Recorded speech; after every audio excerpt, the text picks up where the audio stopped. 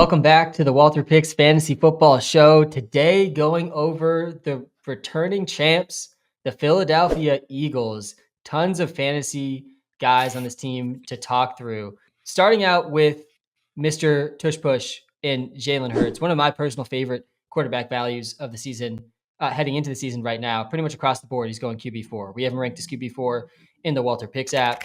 He averaged 21.3 fantasy points per game last year. That was up for QB6 in a pretty productive QB season at the top. Last season, he was the QB4 in rush yards, but it was really the rushing touchdowns. Almost every single week, Jalen Hurts was scoring rushing touchdowns. They did get tackled at the one, like an abnormal amount last season, which certainly helped him, but he averaged almost one rushing touchdown per game last season. The only QB with more rushing touchdowns per game was technically Joshua Dobbs. He played one game. So Jalen Hurts, with any guys with a reasonable sample, he had more rushing touchdowns than Josh Allen. In leagues where you're only getting 4 points per passing touchdown, but 6 points per rushing touchdown, make sure you look at your league settings. This is part of the reason the WalterPicks app is really, really powerful. Jalen Hurts is a bit overpowered in the way that fantasy football works for those leagues. He also happens to have two of the better top receiver duos in the league, or one of the best receiving duos in the league with A.J. Brown and Devontae Smith. Saquon Barkley, last season finishes the running back 22.2 fantasy points per game. Despite all these 1 yard rushing touchdowns that Jalen Hurts was stealing, Saquon still smashed, still finished as the QB, as the running back 1, behind by far the best offensive line of his career. This is, I think, the best example from last season of just not underreacting to massive offseason changes, going from really, really bad situations to really, really good, like we talked about with the Cowboys and George Pickens. He's now in the debate for the first overall pick in fantasy. I do want to have that debate on the show today because I'm honestly shocked. I sent a screenshot of a Best Ball Mania, $25 Best Ball Mania draft I did this morning in our Discord this morning. I got Saquon at pick 6 in that draft. I mean, to me, just mind-boggling that he's falling that far in drafts. People scared of the Madden curse. People scared that he got too much volume last season, which I think is also a bit ridiculous. In terms of the running back 2 role, Kenneth Gainwell's gone. He's on the Steelers now. They signed A.J. Dillon this offseason. They have Will Shipley, who I think most drafters are expecting to be the running back 2, but definitely a competition there. They also signed undrafted rookie running back Montrell Johnson Jr., who I was pretty high on before the draft. I think in most other NFL drafts would have been a 6th or 7th round pick, but he is Isaiah Pacheco type, extremely fast, explosive, big play running back that I think also could potentially compete for the running back 2, running back 3 role here, obviously well behind Saquon. And then we got A.J. Brown, who was a top 12 wide receiver last season, 16.7 points per game. Devontae Smith, not far behind him at 15.3 points per game, wide receiver 17 finish. A.J. Brown getting drafted right where he finished last year, a little bit ahead even. On Sleeper, he's at wide receiver 9, 17th overall. Underdog, he's at wide receiver 10, also 17th overall. We're a little bit behind that in the WalterPicks app at wide receiver 12, 19th overall. Devontae Smith, we have 10 spots behind that, which is actually a little bit ahead of his ADP. So we got him at wide receiver 22. Sleepers got him at wide receiver 25. Underdog has him at wide receiver 26. Consistently one of the most underrated receivers in the NFL. I mean, we saw it in the Super Bowl where he absolutely smashed. But Devontae Smith is a lot closer to A.J. Brown than people give him credit for. The wide receiver 3 role, which has been just historically a wind sprint role on this offense. They just send someone out there to run wind sprints across alongside A.J. Brown and Devontae Smith. That was Jahan Dotson last season, probably going to be Jahan Dotson again this season. But regardless of who it is, not really a fantasy relevant role. And then they got Dallas Goedert at tight end. A lot of trade rumors circulating with Dallas Goedert this offseason. I never really fully understood those. I mean, he did great in the playoffs. Had a really big role for them down the stretch and is really the wide receiver 3 on this team. He was tight end 10 last season, 10.5 points per game. He's getting drafted well after that this year. On Sleeper, he's tight end 16. We are down at tight end 17 on him, which I think I disagree with a little bit. I don't hate Goddard where he's going in drafts right now, but I want to bring it back to the top, and let's talk about Jalen Hurts here first and taking him as QB4. Typically, in most drafts, he's going after Lamar, Allen, and Daniels, sometimes as much as a full round after these guys. Like Avery mentioned a bit with the Commanders episode, we do often see these QB runs start, and once Josh Allen gets picked, Lamar gets picked, or vice versa, and then Jane Daniels gets picked a few picks later. That's the type of situation I'm not falling into that. Yeah, I'm not going to take Daniels a few picks later. I'm not going to take Hurts a few picks after Daniels, but if he goes a full round after, I feel pretty good about that. I mean, such a good floor here, and I think the passing ceiling is a bit underrated too with the receivers that he has. So I'm pretty comfortable taking Hurts if he's going a full round after the quarterback taken before him. Otherwise, I'm not going to reach though because there's so many late round QBs I like. Avery, how are you approaching Jalen Hurts in fantasy drafts right now? Yeah, I think his ADP is perfectly fine for what he is. He scores touchdowns, he runs the ball, he's efficient in what he does. I'm never the first to take a quarterback off the board. So if that quarterback run does happen and the value just keeps getting bumped up, and then you have to take a guy that's not as favorable, like a Joe Burrow, super early, I'm not with it. But I think his ADP is fine for what he is. I'm really a Josh Allen or punt guy. I don't know. I don't know how you guys. I know you guys are interested in some of these other quarterbacks, but for me, if I don't get Josh Allen at like the 2-3 turn around there, I'm just waiting on quarterback. I am just a little bit scared. Like you said, touchdown every game. Last year, Saquon Barkley was so close to that rushing record, and I feel like they kind of like, hey, we won our Super Bowl. Like we're chilling.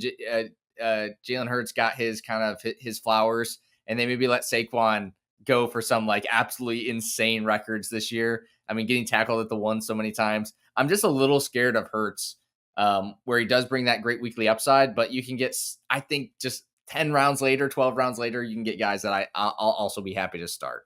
Yeah, Jalen Hurts, he averaged almost one rushing attempt more per game than Jane Daniels. He led the entire NFL with 10 rushing attempts per game. So many of those were pushes, of course. He was second in rush share, though, so he was slightly behind Jane Daniels in the percentage of his team's rushing attempts because they were able to just lean on the ground so much in some of these games. This defense is legit, too. Obviously, this is, I think, definitely last season, probably again this season, just the most talented roster in the NFL, across the board, from offensive line to some of the fantasy players we've mentioned to the defense. And that leads to some games where they're up by a ton and can really just run the heck out of the ball. And that's maybe a good segue into Saquon Barkley, whether or not he should be the first overall pick in fantasy, and whether or not you guys, if not, if you're going to argue Chase over him, should he be the first running back picked in fantasy? Right now, we say yes in the WalterPicks app. We have him, I think, just a bit ahead of Bijan and Gibbs.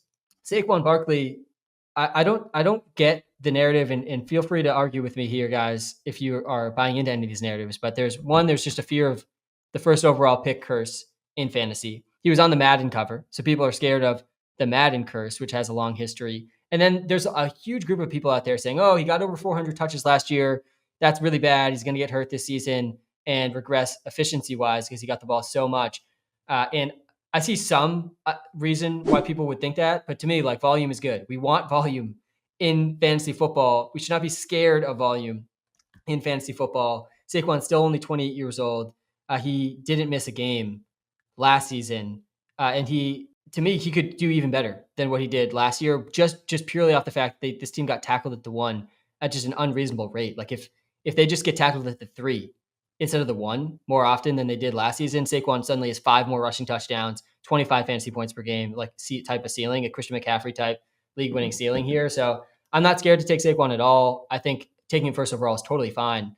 But yeah, I'm curious what you guys think in terms of Saquon first overall pick, or where you feel like he should go in draft. Seth, you can go first here. Yeah, I think for me, he's kind of third for me behind Bijan, behind Chase. I feel like if I don't take Chase first, I'll be sick this season when he has his 50-point game. I just can't miss out on that.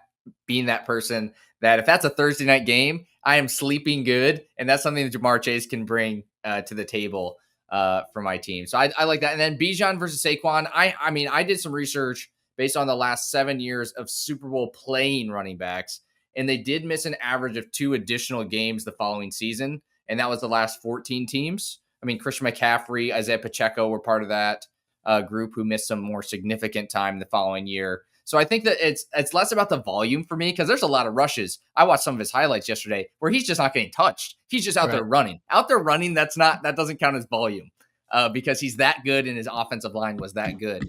But it is more about the rest for me. You go into that Super Bowl, you have your parades, your parties, your travel, and it's just such a much shorter offseason than the people that stop playing in early January. And so that's like my only concern. I don't care about the Madden curse. I don't care about like the first overall pick curse. That's going to be Jamar Chase. If anyone takes on that curse, it's Jamar Chase, whether you pick Saquon first or not. But if you want to take him first, I got no issue with that. He definitely could be the top running back again this year. That's why I'm scared to draft Hurts because Saquon could break the rushing record. This could be his LaDainian Tomlinson season. It's been a while since we've seen one of those, but this could be it for him. So if you want to take him first, I got no issue with that. I definitely want a top 3 pick in fantasy this year. Top 6 is great, but top 3 is preferred because if he's there at 3 for me or 2, I'm thrilled going into round 2 and 3. How about you, Avery? You taking him first overall? Where would you put him in the top 3? There is an argument to be made when you look at it from a broader perspective. A running back, let's say it's not Saquon. His second year with a new team, you'd have to expect he does better in his second year. He is turning 29 this season. The offensive line is amazing. Like that's just going to give you upside on its own. As far as a draft perspective, I would take Jamar Chase first. Like Seth said, I don't want to be looking at Jamar Chase on my opponent's team. I don't want to be looking at Saquon on my opponent's team either. But RB1, I don't think the Madden curse is necessarily accurate. Coincidence, maybe. I look more at the statistics. That's what I care about. And I don't exactly know what the percentage is on this to the dot, but I know statistically, a running back finishing as the RB1 doesn't usually finish as the RB1 2 years in a row. It's just not a very high chance. There's so much variance with touchdowns, with injuries, with offensive lines. I think it's 100% possible Saquon Barkley does not finish as the RB1. If anybody's going to repeat an RB1 season, it will be Saquon with his talent, with the offensive line, and just the team scheme in general. When you're on a team that already wants to run the ball, whether you're there or not, it's going to be positive. I could see him going anywhere from pick 1 to 3. I wouldn't mind. As of right now, I haven't solidified who my overall number 1 running back is, but I'm not taking him number 1 in drafts, but he is easily still a top 3 running back to be drafted. Yeah, I want to touch on a few things you guys said here because I think there's a lot of good points. And yeah, I thought I had that same thought, Seth, when I was seeing all this chatter about, oh, he got so much work last year. It was like, well, how many of those touches was he literally not even touched because he had such a good offensive line? Like some of these guys that got less volume than him, I think took a bigger beating than Saquon because Saquon was running through these massive lanes. And yeah, I think there is a long history of not seeing the same running back one in back-to-back fantasy seasons. Definitely highlights the injury risk at the position and just the variance that Avery was touching on. But I think what Avery said at the beginning there too is definitely possible. Like this might be a step forward for Saquon this year. He only had a 4% touchdown rate last year. I mean, that ranked as 3.8% if you take out week 18, ranked as running back 45. Again, if this team just doesn't get tackled at the 1 at a ridiculous rate again, suddenly he could lead the NFL in touchdowns. He only had 15 touchdowns last season. That was 6th among running backs. He also only had an 11.4% target share. We've seen him smash that in past seasons. I was honestly a little surprised they didn't get him more involved in the passing game. And I think a lot of that was they just had these massive leads. They didn't need to. But there's a potential for a higher receiving workload for Saquon still too. So how many of the guys that finished running back 1 in previous seasons had a potential positive regression coming in the touchdown column and a potential positive regression coming in the receiving volume? Probably none of those guys. So many of them relied on just massive touchdown totals. So yeah, I'm definitely happy to take Saquon. To me, I'm taking Saquon over Chase. And the real conversation is Saquon versus Bijan. And Bijan is just, he was so steady last year. You're getting him right in his prime, younger running back, a little bit of more safety there, 23 years old versus 28 years old. Bijan just didn't have bad games last season, especially down the stretch. He also didn't have a single game over 30 points until week 18. And Saquon had multiple of those. But I'm not going to be surprised when he starts ripping off 30-point games on this Falcons offense in that the dome environment, really good offensive environment. Not as good of an offensive line, but pretty comparable. And the target share for Bijan was much better last year, 13.3%, like a 2.5% more target share.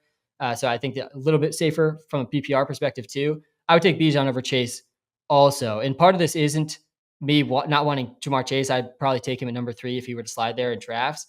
But you just get T. Higgins 2 rounds later, and I think he's not that far off from Jamar Chase. And you're just not getting running backs like Saquon and Bijan a couple rounds later. I like the receivers available in rounds 2, 3, 4. Not going to necessarily be Jamar Chase, but I don't know. T. Higgins, it wasn't that far off when we were talking about this team. So yeah, I think it's just a harder thing to find in fantasy than this Bijan Saquon types. I think you could make a good argument for Bijan over Saquon for all the reasons I was just saying. And just real quick, just for anyone that missed our Bengals episode where Sam said he sees T. Higgins as Jamar Chase, that may come across as a little bit of a hot take, but when you look back at their target percentage last season, Jamar Chase was 28%, T. Higgins was 27%. They were almost exactly the same. Remember, T. Higgins was wide receiver 3 last year, Jamar Chase wide receiver 1.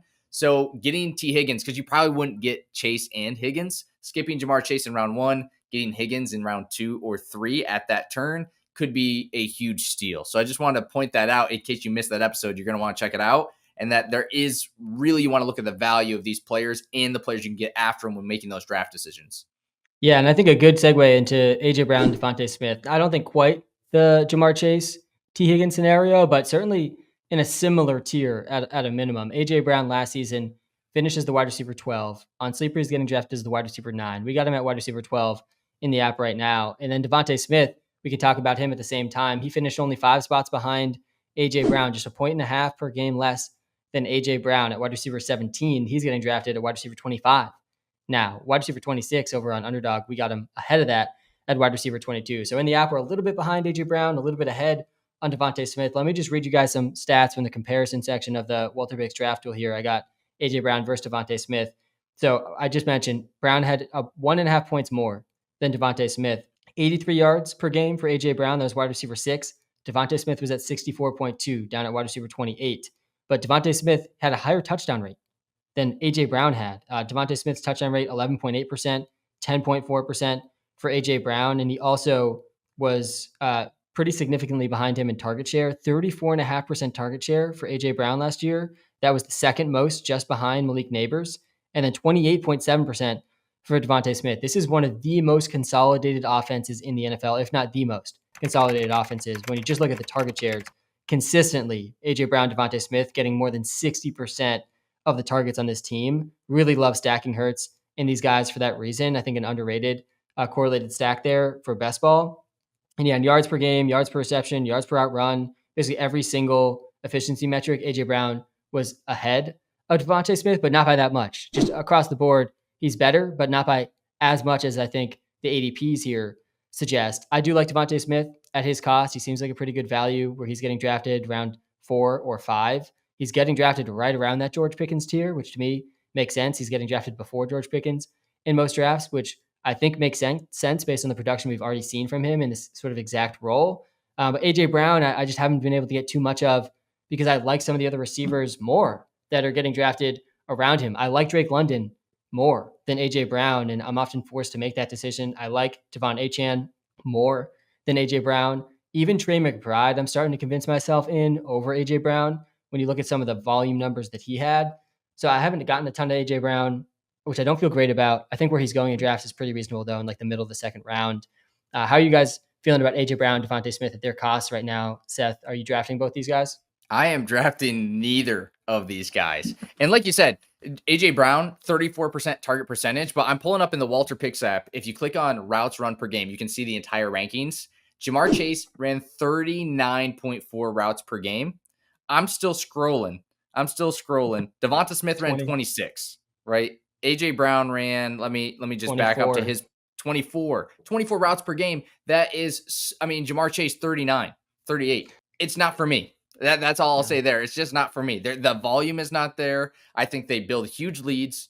I've talked about this in some of the other episodes. I see this as the NFL of the haves and the have-nots, and the Eagles are a haves, and they're going to dominate teams, and they're going to run the football, and there's going to be games where AJ Brown is just out there getting paid millions of dollars just to be out there because they don't need him. They don't need, if AJ Brown was not on this team would still be a Super Bowl quality team, in my opinion.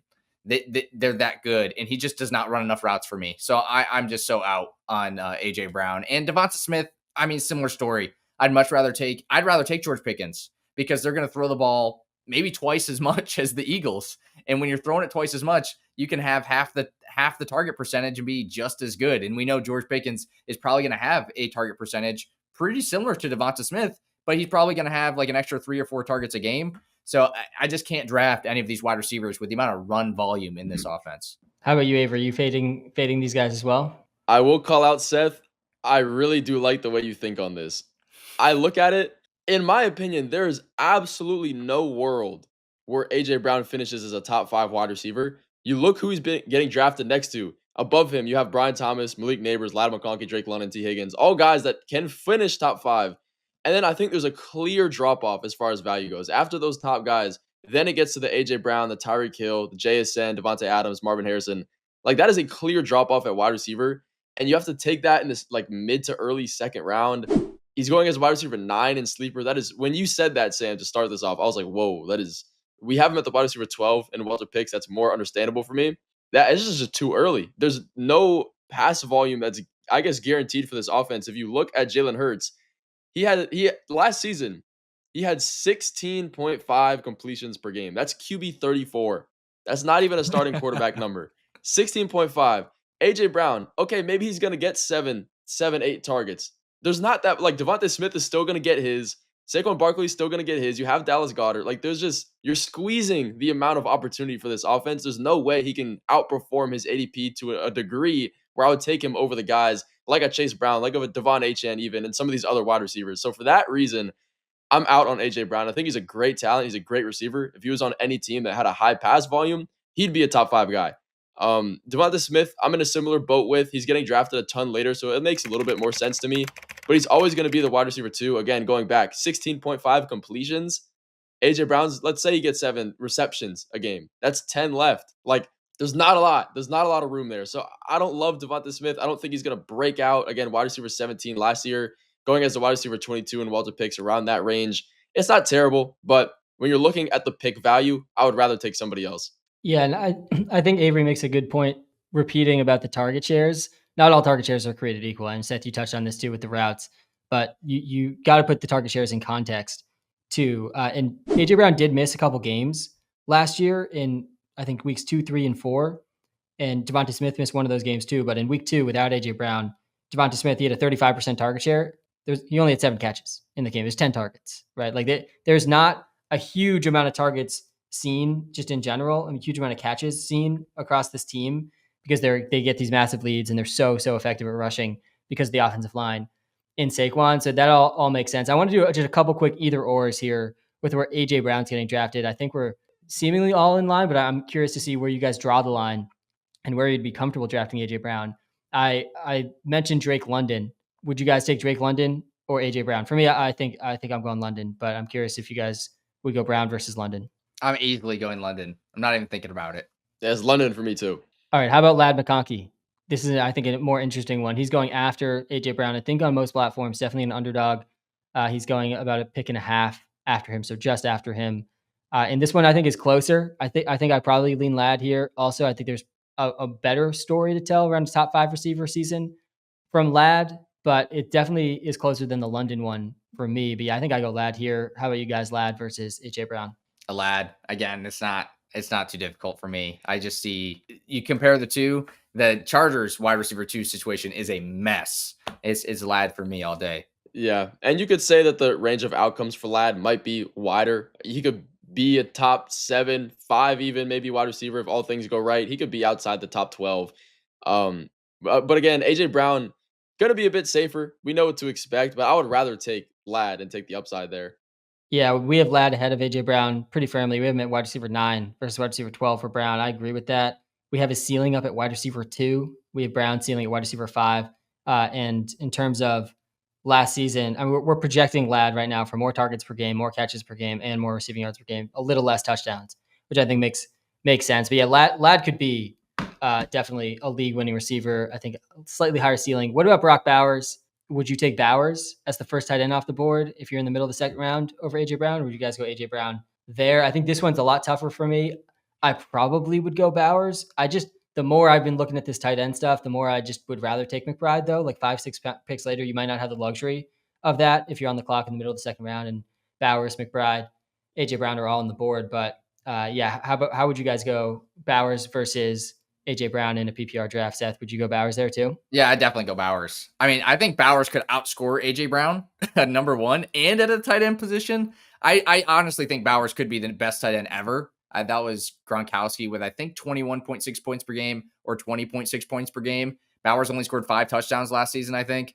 So I would definitely go Bowers over AJ Brown if he's there in the mid-second. It might be a little bit more of a hot take. I would lean towards AJ Brown simply because I've never been a guy to take tight ends really early. It's just not how I like to build my team. If I know my league likes to trade, it's a little bit easier. But if you're like stuck with the guys that you're stuck with, I like them both. I think Brock Bowers is a great talent, but I love targeting George Kittle. I'd take him a little bit later. As far as fantasy points perspective goes, Brock Bowers might be a better guy in that aspect. Yeah, and Seth, I don't think what you said is a bold take at all. Him being the best tight end ever is maybe a little bit more bold, but it's certainly possible. But him just versus AJ Brown straight up in terms of points scored, we have him projected for more targets and more catches per game, less yards and less touchdowns, but the volume is projected to be higher than AJ Brown's. Like he's doing absolutely ridiculous stuff as a rookie. I do feel like Bowers will get to the Raiders, I know, in another episode, but like pretty wide range of outcomes with just the coaching staff change. And it's so hard to get a sense of what Chip Kelly is going to do versus not going to do. I do think he's clearly getting a QB upgrade though, and there's not much more target competition than he had. So yeah, I think I'd lean Bowers over AJ Brown too. And I think that pretty firmly puts AJ Brown just off our radar in almost every draft. I think by that point in almost every draft, he'll get taken. And then even Jonathan Taylor, Bucky Irving, that range, like I think I'd probably go with those guys too. So I think I don't want AJ Brown.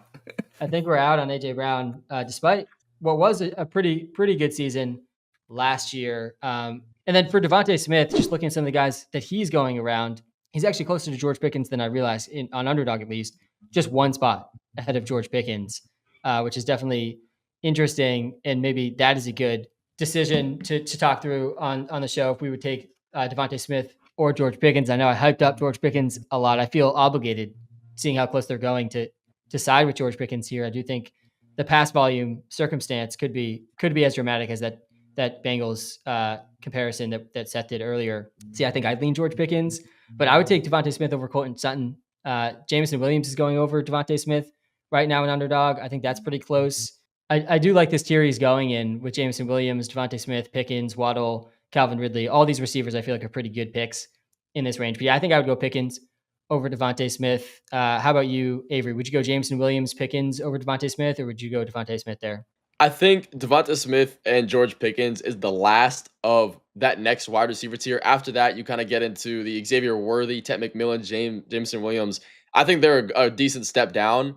I would rather have George Pickens, though, over Devonta Smith, but they are pretty close as far as comparisons go, and they are the last two I'm taking before that drop of wide receiver tier. You said a name in there, Avery, that like Ted McMillan. I could see him being better than Devonta Smith as well. The volume is so terrible for this Eagles team. He needs touchdowns. He scored a lot of them last year. I'd take Pickens. I'd take Sutton. I'd take Jameson Williams. Ted McMillan sounds like a more interesting option to me than Devonta Smith. Is he winning you a championship? He is not. The rest of your roster definitely is going to have to. Like, he's pretty consistent, but it's just not for me. These Eagles wide receivers, the volume's just not there. I'd much rather chase some of the high upside that you can get around them. I do want to just call out, even though this is somewhat circumstantial, he did win leagues last season. Week 15, 28 fantasy points was the wide receiver 5. And then in week 17, 30 fantasy points was the wide receiver 4. Happened to be his best 2 games of the season, though. Obviously, no guarantee that's going to happen in the fantasy playoffs again for Devontae Smith. But yeah, I agree. And Ted McMillan and Worthy, they're actually getting picked a decent bit ahead of all these receivers I was mentioning, Devontae Smith, George Pickens, on Underdog at least. That's a best ball format. Worthy's a little bit different there. But Tet, I think, firmly ahead of Devontae Smith for me as well. All right, I want to touch on, seems like we are all out on AJ Brown at his cost. Devontae Smith, we're a little bit more open to in that tier, but seems like generally still kind of low on him for the pass volume reasons. And I think we all just said we like Pickens more. He's going after him in most drafts. What about Dallas Goedert, where he's getting picked? He's going really, really late. I mean, it seems like everyone's just fully out on Dallas Goedert. He's getting picked as tight end 16 on Sleeper right now. And this is a guy that didn't have a great season, missed a bunch of time though. He averaged 10.5 points per game. He had a 27-point game in week 3. That was a game though that AJ Brown was out. And I think Devontae Smith might've gotten hurt in that game as well. Had 10 catches for 170 yards in that game. No touchdowns, 27 fantasy points. And then down the stretch in the playoffs last year, he finished the season with 14.7, 9.6, and then 16.8 points. Only had 4.7 in the Super Bowl, 2 catches, 27 yards. Didn't do much there, but he's out there over 80% of the snaps every single game. And there's only 2 other sort of legit receivers, obviously outside of Saquon, on this team. But do you guys have the same pass game concerns here for Dallas Goedert at tight end? I mean, he's getting drafted right now after Jake Ferguson, I believe. He's getting drafted ahead of Kyle Pitts, ADP wise. I think I'm looking at Sleeper ADP right now after Tucker Kraft. He's going before Zach Ertz, who we talked about on the show. Maybe those are the 3 to discuss, since this seems like they're really close in ADP. Jake Ferguson, Dallas Goedert, Zach Ertz. Like, which of these guys would you prefer if you have to go with one of them? For me, I think I'd probably rank them in that order: Fergo, then Goddard, then Ertz. But they're all in a pretty similar tier, and I would take Ferguson and Goddard, I think, pretty firmly ahead of Zach Ertz personally. But yeah, Seth, are you just fully out on this passing offense overall? No, I don't think so. Just because tight end is a touchdown game, and with the Eagles score a lot of touchdowns. Dallas scores a lot of touchdowns. The Commanders score a lot of touchdowns. That's why I like all three of these tight ends. I like Zach Ertz the most. I feel most comfortable based on him being the cheapest by far. Yeah. But Dallas Goedert, I'm fine with, because all it takes is a good kind of, I'll call it a lucky season. He has the potential, like you said, week 3. He's great. He's a good player still.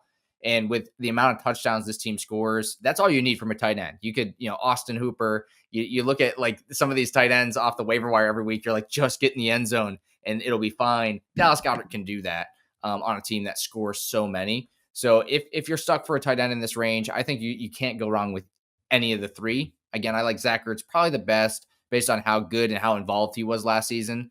But Dallas Goedert, Jake Ferguson, great choices as well.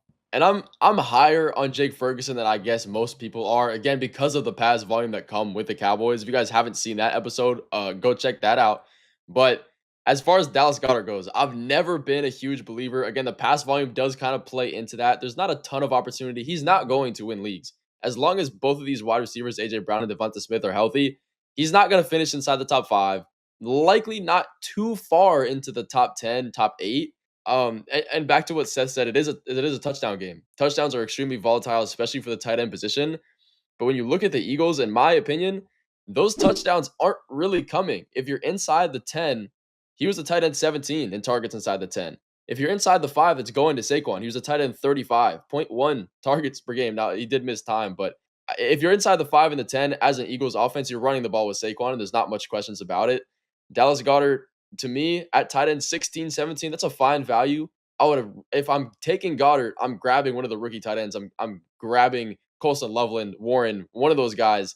I wouldn't have him as my only tight end. Yeah, and we've seen a long history of Dallas Goedert at this point. He's heading into his 8th season. He's going to be 30 years old now. We've never seen him score more than 5 touchdowns in a season. Just hasn't been a prolific red zone threat and touchdown scorer. Never over 6.5% touchdown rate ever in his whole career. I don't see any reason we'd expect that to change. I think Seth's probably right. Like, you just kind of need to get lucky here a bit with Goddard. And I think a lot of that is also just other tight ends getting hurt or flopping. If you go this late tight end, I think that's the story where you win with Dallas Goedert, where just he's good enough and tight end's just a struggle bus again for everyone else. And they spend earlier picks than you. Every single year outside his rookie season, he's been between 9.5 and like 11.5 PPR points, like almost every single season. His best season was at 11.8. And that was maybe one of those lucky seasons. He finished his tight end 5 in points per game, but it was only 11.8 points. Like, it's just a brutal tight end season, and it was good enough.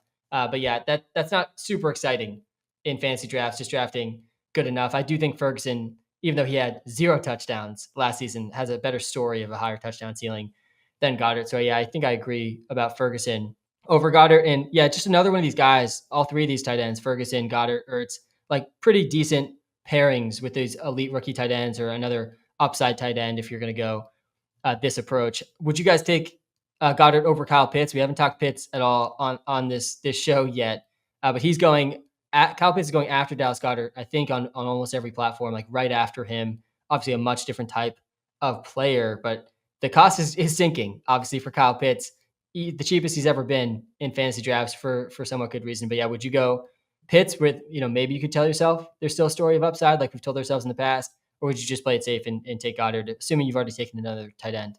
To avoid the clip, I will say this is 2025. I will draft Kyle Pitts in 2025. It has to be probably in a league with a deeper bench, because I think he needs to be on the roster with 2 other tight ends in order to be viable. Because I'm not drafting Kyle Pitts and even like a Kelsey Andrews, and if I draft a McBride, Bowers, I'm not taking Kyle Pitts either, because there's no chance he ever starts over those guys. It's more like if I go like a Warren, Kraft, Kyle Pitts, and it's like, okay, I'm taking a shot on all of these guys. I think they made some changes in Atlanta to their offense. Like, did they change their coordinator, or did maybe they just second year without Arthur Smith?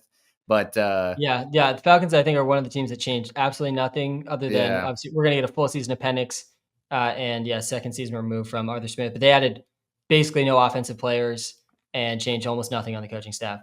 So I'll give it a shot, I guess. Like, there's a chance that they say, hey, we drafted this guy in the top 10. Maybe we start using him. I don't know. Maybe, and it looks like he doesn't try super hard when he's on the field, honestly, which I hate. But I think it's okay. But he has to be on the roster with 2 other tight ends that are risky, because I'm not drafting him with any sort of hope that he's going to be a starter. I just want to have the opportunity to drop Kyle Pitts at some point in my fantasy football career, and that's why he's got to end up on my team this year. Yeah, I'm with you, Seth. I would take Kyle Pitts over Dallas Goedert this season. Just a higher ceiling for all the reasons we just talked about with Goedert. Kyle Pitts also has really struggled to score touchdowns in his career, so I think you could definitely have that fear for him as well. But we saw a game over 25 points for Goddard, for Pitts last season, and Pitts just like wasn't even really playing a full role down the stretch last year. In the last 6 games, he only played over 45% of the snaps once. Like he was not in a real role down the stretch, and you got to expect him to be in a real role again with the profile. Still, just the draft capital and the upside we've seen from him in the past. I'm really like almost always going to lean into these situations in fantasy where everyone's out, everyone's just fully out on a guy that there was a good story for last year, and the story actually ended up being wrong last year. Like I was in on Pitts last year, definitely a huge whiff for me, but the story was, well, now he has Kirk Cousins. And Kirk Cousins has historically peppered his tight end with targets. And Pitts has always had not the best quarterback situation in terms of catchable target rate. And that obviously just didn't come to fruition with Kirk Cousins, wasn't fully himself, especially down the stretch last year. And then when Penix was in and he looked good, Pitts was barely playing. So there's definitely still a path here for Pitts if he can get the best quarterback play of his career and show a little bit more effort. And also, I feel like some of that is just body language from him at times. It just seems like sometimes he's not running full speed or the speed that he's supposed to have. But yeah, I think I agree. Like, and I'm never going to draft 3 tight ends in most of my leagues unless it's a really deep team. I'll risk it and I'll just take Warren, Loveland, and Pitt, like Warren or Loveland and Pitts, or one of these earlier tight ends and Pitts. I don't think I'll take a third roster spot at tight end because if Pitt sucks, you just drop him after a couple of weeks and you're going to go pick someone else up anyways. I think we pretty much covered the draft or pass on this team, but let's just run through it again really quickly. So for me, Jalen Hurts as QB4, I'm drafting him, especially if he's like a full round after the previous quarterback taken in your draft. That's the real sweet spot where you'll find me drafting Jalen Hurts. I'm not going to take him immediately after Jaden Daniels goes off the board. At that point, I'm passing and I'll just go late QB. But in general, I feel pretty good about him at his current ADP at QB4. So I'm drafting Jalen Hurts. Seth, draft or pass with Jalen Hurts? It's a pass for me. If he falls, I'm not avoiding him completely, but he'd have to fall quite a bit for me to draft him at all. Avery? I'm not a huge take quarterbacks early kind of guy, but I'm not avoiding Jalen Hurts. Like, he has rushing upside. He'll be there. I'll take him. All right, for this draft or pass, we're going to go draft or pass Saquon over Jamar Chase, and then draft or pass Saquon over Bijan Robinson. For me, I'm drafting Saquon Barkley over Jamar Chase. And with Bijan, I'm still battling that decision a little bit. But if you ask me today, I'm taking Saquon Barkley over Bijan Robinson as well. So yeah, I'm firmly drafting Saquon behind the best offensive line in the NFL with a chance for positive regression after leading all running backs in fantasy points per game last season. Seth, are you drafting or passing Saquon over Chase and over Bijan? I will not draft Saquon Barkley over Jamar Chase. And I will not draft Saquon Barkley over Bijan Robinson. But if he falls to me at 3, I'll be ecstatic. Top 3 pick, I'm happy. And I'll take Jamar Chase over Saquon Barkley. I can understand from a roster construction perspective if you want to go with Saquon and then be able to get a better wide receiver in the second round. But it's Saquon Barkley. I'll take him over Bijan. I'm still not 100% sold on who I think is going to be the one yet. But again, with the offensive line, with Saquon Barkley as a player, I'll take him first. I think the last 2 here, the receivers, we can do these both in sort of one go. Are you drafting A.J. Brown? Draft or pass A.J. Brown in the middle of the second round, draft or pass Devontae Smith in like the 4th, 5th round around his wide receiver 25 price tag. For me, passing on A.J. Brown at his cost. We talked about it earlier, but I'd rather Drake London. I'd rather Ladd McConkey. I'd rather Brock Bowers. At that point, A.J. Brown's gone. If I'm on the board, I'm almost definitely going to have the choice at one of those 3 guys. Even Jonathan Taylor and Bucky Irving, I think, are reasonable over A.J. Brown, and they'll almost always be available when you're thinking about A.J. Brown. And then for Devontae Smith, I'm going to say pass based on the conversation we had on the show. I think that pushed me a little bit more towards pass. I'm okay taking him after the George Pickens tier, around that Jalen Waddle, Calvin Ridley tier. I do think just as a smaller receiver, he's typically underrated. But yeah, I would prefer George Pickens and some of the other guys going in this range. And he is the wide receiver too in a low pass volume offense. So yeah, I'm going to lean pass on Devontae Smith. Seth, are you drafting, passing A.J. Brown and Devontae Smith? I am incredibly out on AJ Brown. I don't think there's any world, even if he falls like 4 or 5 picks, that I'd even draft him for my team. And for Devonta Smith, I like him, the Slim Reaper, but I am still out. And I'm out on them both too. In fantasy football, I want to draft players that can win a league and crush their ADP. I don't see either of those guys doing that with the situation that they're in. If you want some safe points, if that's your thing, do it. But that's not my thing. I'm avoiding them both. And then lastly, Dallas Goedert, draft or pass him. He's going as tight end in the tight end 15, 16 range, just ahead of Kyle Pitts, just after Jake Ferguson. I think for everything we discussed on the show today, I'm passing on Goddard here as well. I don't hate the floor at all. We did see some decent production down the stretch in the playoffs, but I think Jake Ferguson and Kyle Pitts have a higher ceiling. And again, he's 30 years old now. This is going to be his 7th or 8th season. We've never seen Dallas Goedert score more than 5 touchdowns, and he's going to need to do that to win your league. I'm going to pass on Dallas Goedert here at his tight end 16 cost. And I'm going to pass as well. I had the option yesterday in a mock draft, and I went Ferguson. I also thought about going Ertz as well. So, but if it ends up I don't have the option, I'm not super disappointed. Not ideal, but I'm generally going to pass an ideal situation. And my thing on this show seems to have been, I hope that I draft good enough to not have to be stuck with Dallas Goedert as my main tight end. I'm avoiding him for that fact. Maybe it's the rookie fever that Sam's been touching on for the entirety of this show in every single division. I'm taking one of the rookies over Dallas Goedert and hoping it works out. Totally fair. And that will do it for our Philadelphia Eagles episode. Gotta love us just passing on the Super Bowl champs. So I'm sure that's going to work out great in retrospect. But if you guys have enjoyed these shows, we got episodes coming out for every single team, every single division. We're going to touch on every single relevant fantasy player on this show. So make sure you hit that like and subscribe button. We appreciate the support. We'll be back super soon.